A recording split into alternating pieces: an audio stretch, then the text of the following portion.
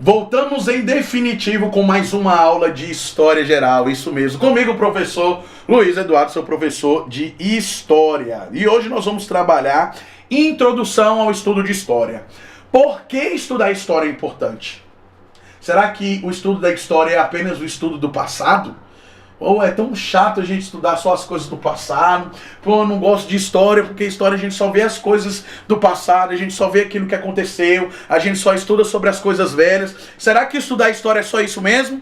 Então vem comigo que eu vou clarificar para você todas as questões que fazem da história uma das disciplinas mais importantes de serem estudadas. E é por isso que ela está presente na sua prova. Eu vou clarificar, vou te dar todas as dicas importantes aqui para que você vá preparadíssimo para a sua prova, garantir a sua aprovação. Comigo, professor Luiz Dudu, tá aqui meu Instagram, @LuizDudes, vai lá, aperta esse botão de seguir aí, meu filho, dá uma moral pro nosso trabalho, porque lá eu sempre posto questões, dicas para o Enem, dicas para o PAS, dicas que com toda certeza vão impulsionar a sua aprovação. Então olha lá, para que serve a história? Para que serve a história? Então, essas são as perguntas mais recorrentes. Talvez também seja a sua pergunta: para que serve a história? Por que estudar história? Para que estudar história? E o que é história? Então olha lá. A palavra história vem do grego historia, que significa o quê? Pesquisa, que significa o quê? Conhecimento, que significa investigação. Pesquisa, conhecimento e investigação, então nós estamos falando de quê? Nós estamos falando de uma ciência com método de investigação, uma ciência com método de pesquisa, uma ciência que investiga, que analisa, que pondera, que afirma, mas que muitas vezes também desafirma. É uma narrativa? A história é apenas uma narrativa?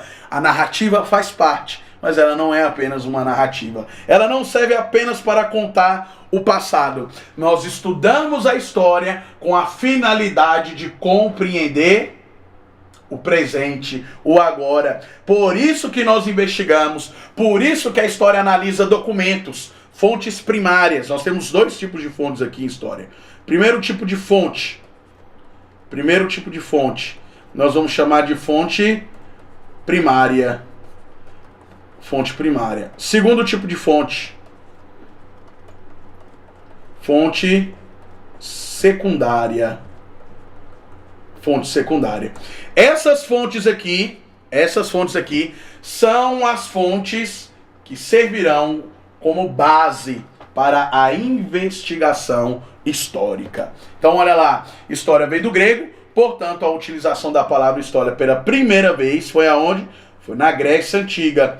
Originalmente a palavra história significa testemunho. Depois, a história ela vai ser identificada como uma narração. Ou seja, o historiador seria alguém que pegaria a memória e escreveria sobre aquela memória. Então, quando você estuda história, você pega uma memória, analisa aquela memória, pondera sobre aquela memória, veja os pontos fortes e fracos daquela memória e escreve sobre aquela memória. Escreve, obviamente, no presente sobre os acontecimentos relacionados ao quê? Sobre os acontecimentos relacionados ao passado. Mais tarde, ela vai continuar sendo entendida como uma narrativa que ganha uma finalidade didática.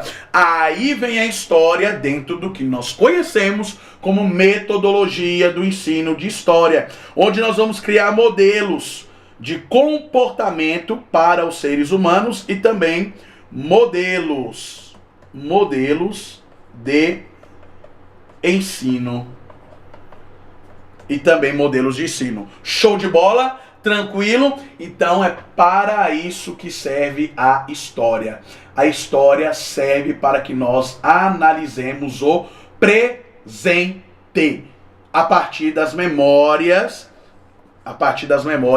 do passado. Tudo bem? Então olha lá. O pai da história é esse cara aí. Quem é esse cara? Heródoto. É o primeiro filósofo grego que vai utilizar a memória como ponto de partida para a sua investigação. Então a história, ela vai ter origem nas primeiras investigações de quem? De Heródoto, que era filósofo grego. E ele é considerado o pai da história. Então vai aparecer lá na sua prova, uma questão que vai fazer alusão, que vai jogar Heródoto como pai da história, e você já sabe que ele é o primeiro filósofo que vai pegar a ideia de memória, a memória histórica, e a partir da memória histórica ele vai analisar e ele vai construir uma investigação, e ele vai construir uma pesquisa, e a partir disso vem o que nós chamamos de obtenção do conhecimento histórico. Mas qual é o conceito de história? E por que estudar história é importante? História é tudo o que está relacionado às pessoas, à sociedade, desde o momento em que surgiram, sua evolução e sua presença através dos tempos. Portanto, no dicionário Aurélio, história tradicional significa a narração de fatos, de conhecimentos, adquirido pela tradição ou pelos documentos. Esses documentos aqui, ó, nós vamos chamar eles de quê? Nós vamos chamar eles de fontes.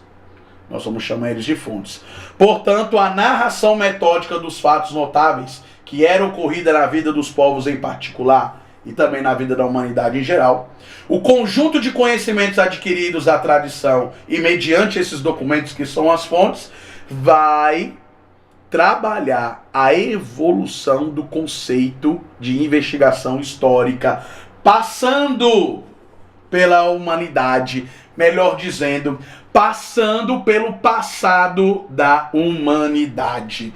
Portanto, a história inclui todo o traço, vestígio, tudo que o homem fez ou pensou desde o seu primeiro aparecimento sobre a Terra. Desde quando ele pisou na Terra, nós temos o quê? Nós temos história. Desde as primeiras narrativas mitológicas sobre a criação, sobre as cosmologias, desde as histórias das guerras, desde a era das revoluções, desde o surgimento das grandes civilizações, desde o surgimento dos ideais do cristianismo, da Igreja Católica, tudo isso é história. Então, o homem pisou, nós temos o quê? Nós temos história. O homem chegou, nós temos o quê? Nós temos história. Nós temos vestígios, nós temos processos materiais que podem ser utilizados para a investigação histórica. Portanto, a história é o registro da sociedade humana, é o registro da civilização, das mudanças que ocorrem ao longo do tempo e que acontecem dentro da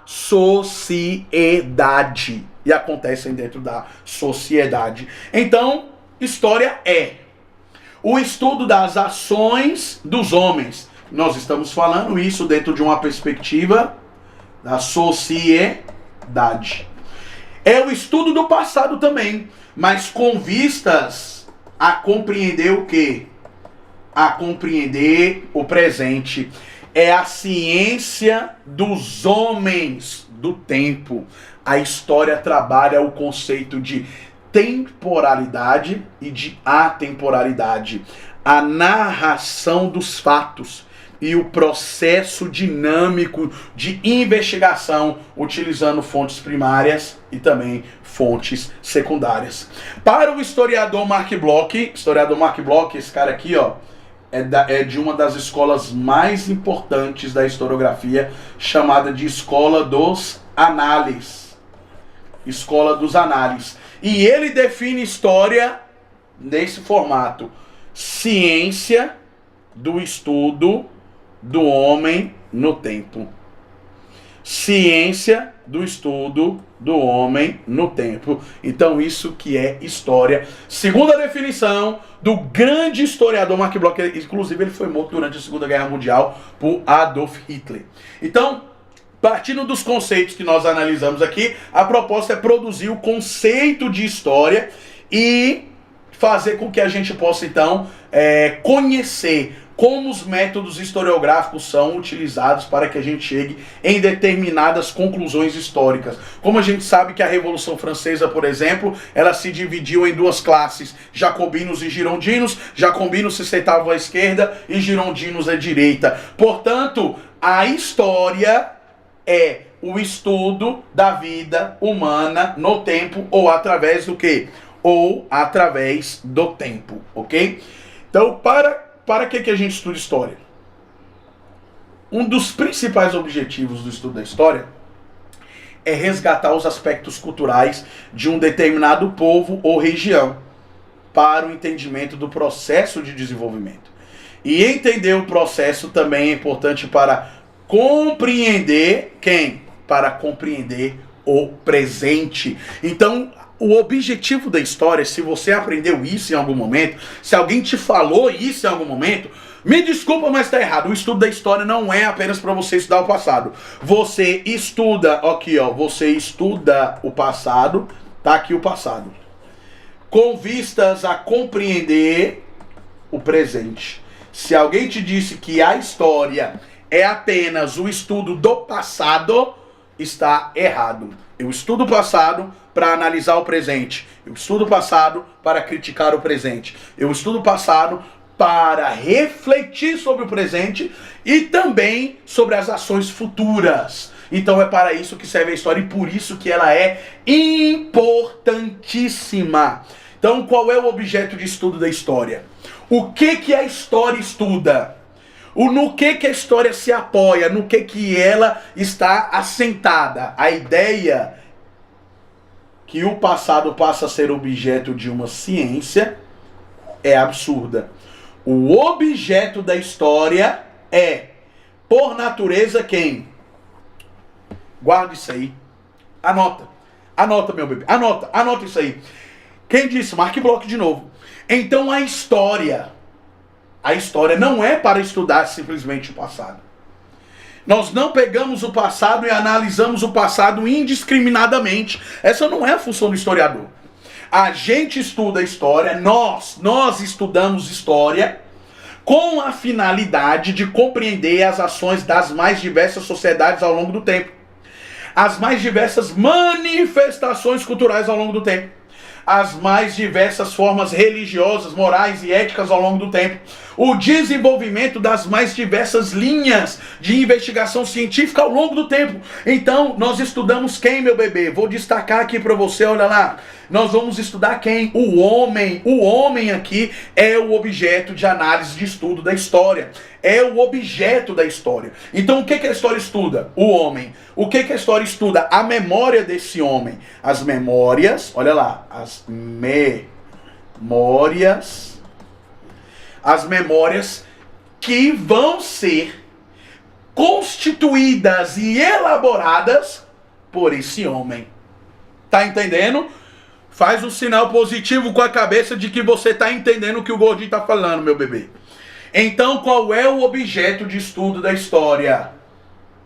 O homem. Não é simplesmente o passado. Olha lá. O homem como sujeito histórico. Portanto, os seres humanos sempre fizeram registros históricos. Isso aqui desde que período? Desde o período da pré-história. Os primeiros registros do homem foram a partir de pinturas rupestres. Então a pintura rupestre, que não era uma linguagem formal, a pintura rupestre servia para que os homens nômades, tá vendo essa imagem aqui, ó? Nós estamos falando do Homo erectus, nós estamos aqui no período paleolítico, também conhecido como período da Idade da Pedra Lascada. Porque o cara ia lá, esse cara pegava a pedra, pegava um pedaço de madeira e ia fazendo o quê? Lascando, até ela ficar fininha para que ele pudesse usar aquilo para caça e para pesca, né? Então, desde sempre os homens registraram a sua história. Na pré-história, nós temos os primeiros registros com as famosas pinturas rupestres. No caso dos indígenas, nós vamos ter os registros cotidianos a partir do uso dos utensílios. Machadinhas de pedra, enfeites de pena de pássaros, objetos de cerâmica, pintura de caverna, que é pintura rupestre, que datam aí aproximadamente do ano 10.000 antes de Cristo, ok? Que datam aí do ano 10.000 antes de Cristo. Então, o homem é o objeto do estudo histórico. As memórias que foram produzidas por ele é o que vai ser estudado pela história. Vai ser o ponto inicial, o ponto de partida da investigação histórica. Então, olha lá. A história tem auxílio de outras ciências, como a antropologia, que é a ciência que estuda o homem, a paleontologia, que é a ciência que estuda os fósseis, né? A paleografia, que é a ciência que estuda as escritas antigas, como a escrita cuneiforme, como os hieroglíficos egípcios, como o hebraico antigo, como o latim, como o grego koiné, dentre outros. E a arqueologia, que estuda o material que foi produzido por povos antigos. Aqui nós temos o que nós vamos chamar de fonte material. Fonte material. Ok? Então a história vai trabalhar com dois tipos de fontes, tá? Em relação à escrita, a fonte escrita. Nós vamos ter a fonte primária. O que é a fonte primária, professor? É aquela que foi produzida lá dentro daquele contexto histórico. Então, por exemplo, as leis que foram criadas a partir da Constituição de 1824 de Dom Pedro I. Aquele documento é uma fonte primária. Aí nós vamos ter o quê? A fonte secundária. A fonte secundária. E o que é a fonte secundária? É aquela que eu, como historiador, quando pego aquela fonte primária, analiso e escrevo algo referente àquela fonte, eu tenho aí uma fonte secundária. E o que é uma fonte material? São os vestígios arqueológicos deixados pelo homem ao longo da sua vivência histórica. Pinturas rupestres, cerâmicas, objetos que eles confeccionavam para uso pessoal, dentre outras questões. Então a história, ela está de forma interdisciplinar relacionada com essas disciplinas aqui, com essas áreas científicas. Então você tem a antropologia, você tem a paleografia, você tem a paleontologia e você tem a arqueologia como disciplinas que estão ali ao redor da disciplina histórica, auxiliando a disciplina histórica nos seus métodos investigativos. Então quem é o responsável pelas informações e dados da pesquisa? Quem é que faz esse papel? É esse cara aqui, ó. É o historiador. Ele que é o responsável pela construção da história. É ele quem vai analisar as narrativas. É ele que vai escrever. É ele que vai ponderar. É ele que vai dizer se determinada ação aconteceu ou não aconteceu, baseado nos métodos científicos, baseado nas fontes primárias, baseado nas fontes materiais. Recentemente nós tivemos uma grande perda no Brasil, que foi a perda da historiadora e arqueóloga Neide Gaidon. Ela foi a responsável por trazer uma nova visão sobre a ocupação pré-histórica na América, especialmente no Brasil, na Serra da Capivara, São Raimundo Nonato, onde ela disse o seguinte: essa galera aqui, eles pegaram lá do Oriente, né, vieram pela Austrália, atravessaram o Pacífico e chegaram aqui pelo Chile. Porque a ideia inicial lá na pré-história é de que o homem surgiu na África, ele vai para a Europa, da Europa ele vai para a Ásia, da Ásia ele atravessa o Estreito de Bering, que ficava um pequeno estreito entre a Sibéria, o final da Sibéria, e o início da América. E lá ele vai ocupar o território americano, dando origem aos povos nativos, olmecas, xiximemecas, maias, incas e astecas. Essa é a teoria original. Neide Gaidon, importante historiadora brasileira e arqueóloga, disse o seguinte: não foi só assim que aconteceu. Esses homens nômades saíram do Oriente, foram para a Austrália, da Austrália eles atravessaram o Pacífico e chegaram pelo Chile e vão ocupar a América do Sul. Ela se baseou no quê?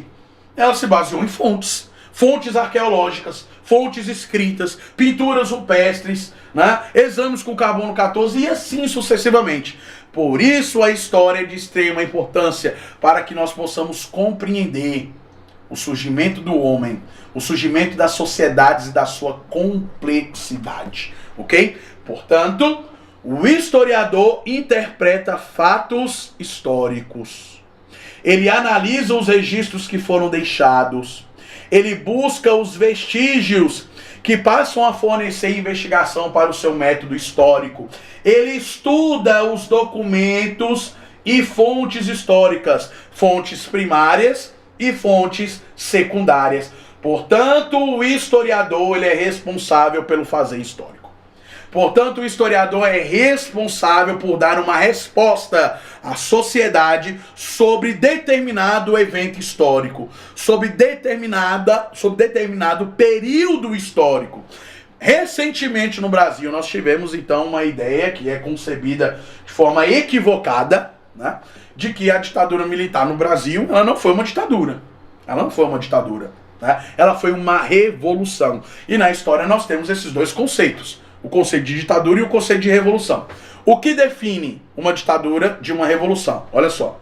Vou colocar aqui para você. Ditadura. E aqui eu vou colocar revolução. Qual é a diferença de uma para outra? A ditadura, aqui é a estrutura social. Pirâmide social. Vou colocar bem básico aqui, ó. Ricos, classe média, pobres. Ok? Aqui do mesmo jeito, olha lá. Olha lá. Ricos. Classe média. Pobres. Qual é a diferença de ditadura para revolução? A ditadura, ela acontece da parte de cima para baixo. Ela vem de cima para baixo. Ela começa dos setores mais fortes da sociedade e atinge os setores mais fracos da sociedade. A revolução, ela começa dos setores mais baixos da sociedade e ela atinge os setores mais altos. Então vamos lá. Quando a gente analisa a Revolução Francesa de 1789, ela foi uma revolução ou foi uma ditadura? Foi uma revolução. Porque quem foi a classe social idealizadora da Revolução Francesa? Foi a burguesia, que era uma classe social em ascensão. Tentando derrubar o privilégio dos nobres, tentando derrubar o privilégio do clero e principalmente os privilégios do rei.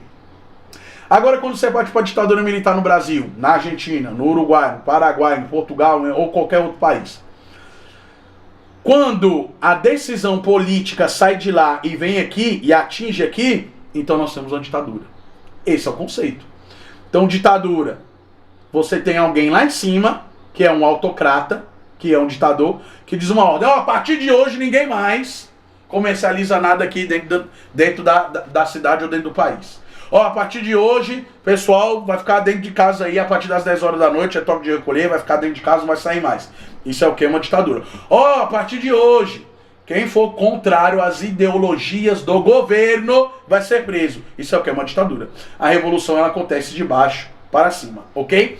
O historiador é quem dá essa resposta.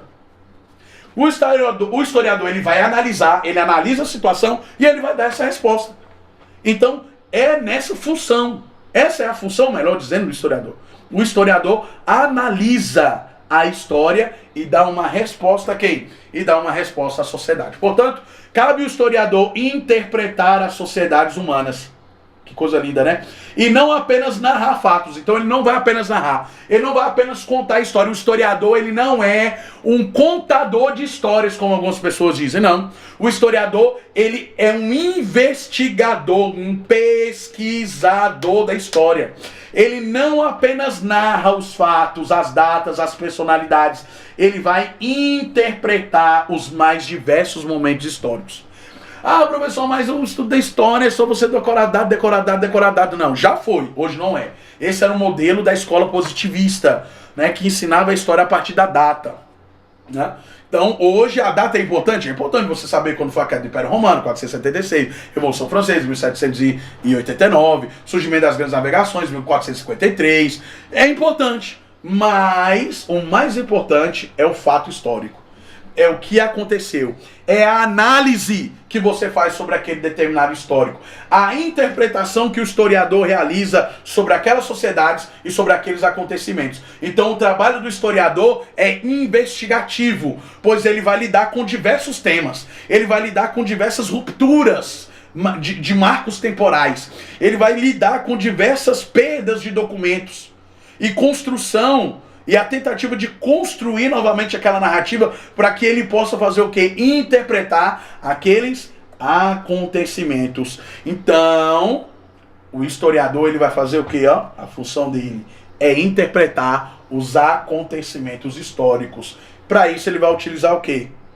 Técnicas, fichas, entrevistas, perguntas, catalogação de quê? De dados, dentre outras questões que lhe trarão segurança científica para a realização do seu trabalho. O fato histórico é estudado através de vestígios e documentos. Então os historiadores eles vão usar várias fontes de informação para construir a sucessão do quê? A sucessão dos seus processos históricos. Aí nós temos as fontes históricas, que são os documentos, que são os registros, os vestígios, as marcas de onde o homem está o quê? Presente. Aonde o homem está presente? Onde ele esteve presente, ok? Então, essa é a função da história ou do historiador, investigar. Ele vai investigar. Então, olha só. As fontes históricas são construídas por elementos que o homem fez e deixou no passado. Isso aqui nós vamos chamar de quê? Memórias. Memórias. Então, os monumentos, templos, esculturas, pinturas e outros objetos em geral são considerados vestígios para a investigação histórica. Portanto, fontes históricas podem ser documentos oficiais produzidos em um período, como contratos, como registros contábeis. Isso aqui, os egípcios fizeram muito, tá? Os egípcios fizeram muito, fizeram demais. Publicações científicas, letras de músicas e assim sucessivamente. Fontes orais, como são as entrevistas, os relatos de casos, as lendas urbanas, os mitos, manifestações verbais e assim sucessivamente. Por isso é importante você saber que todos os bens imóveis,